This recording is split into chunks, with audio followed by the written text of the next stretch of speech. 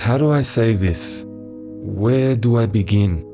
Well, for starters, I've trashed all my hateful, angry videos about COVID-19. The ones about masks, the ones about vaccines, the ones about conspiracies. I was so very, very wrong. I can see things so much more clearly now, and I want to make amends. So what did it? What changed my thinking on this? Well, it was a very short little documentary about two women in a tiny town in Alabama, or one woman in particular, who managed to get just about everyone in their town to be vaccinated, even though the nearest vaccination center was nearly 40 miles away.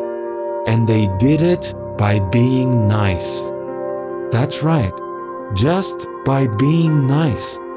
Who would have ever thought, with all the angry words being shouted from both sides, just how easy it would have been to resolve the differences? Just be nice. That's how Dorothy Oliver put it. Just be nice. She did not even bother with arguing. What I saw as she dealt with one man in particular was that people are just scared. Scared of things that are different. Scared of things that are new. Maybe even a tiny bit scared of things that could sting a little going in, or that could have some unpleasant side effects. What Dorothy did is something I used to preach myself. Perfect love casts out all fear.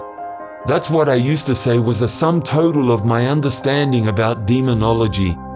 People are scared, and we just need to love them. Perfect love will drive away all the demons of fear. Now, it's true that some crazy things have been said, and it's so easy to make fun of them, to shout at them and to put them down. I've done it all, in videos, on social media, in the comments section, and in the forum on this channel. I won't be able to hide it all now, but I can stop doing that. And I can start over, begging my friends for forgiveness, for being so arrogant, for being so insulting, for being so angry. The whole world has become polarized over something that should never have become a big issue in the first place. As some have pointed out, it never happened when the polio vaccine came out, but that was only because people did not have a platform on which to voice their concerns back in those days. It was different. It was not perfect, but we went along dutifully and got our shots. And in the end, it worked. I was there, and there were stories about people who actually caught polio from the vaccine.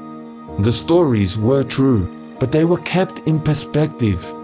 Today, we have the internet, where fear can grow into a tsunami and get an audience in the millions overnight.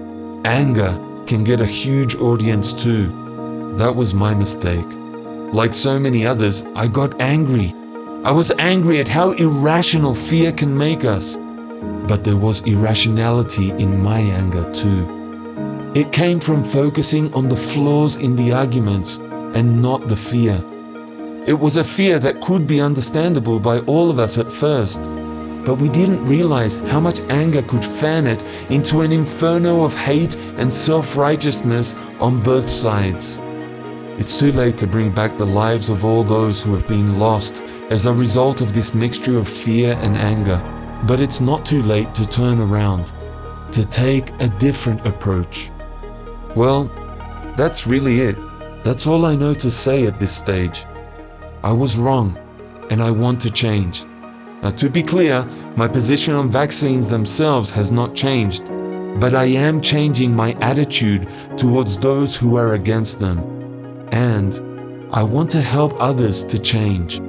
Not just the fearful, but the angry ones too, like myself. It's been a rough year and a half for most of us, and people are tired. A lot of people have died, including many hundreds of people who have actually committed suicide because of the traumas that they have faced in being locked down, in being denied our freedom to hug one another and to work together more closely as brothers and sisters in a mutual struggle against a largely unknown enemy.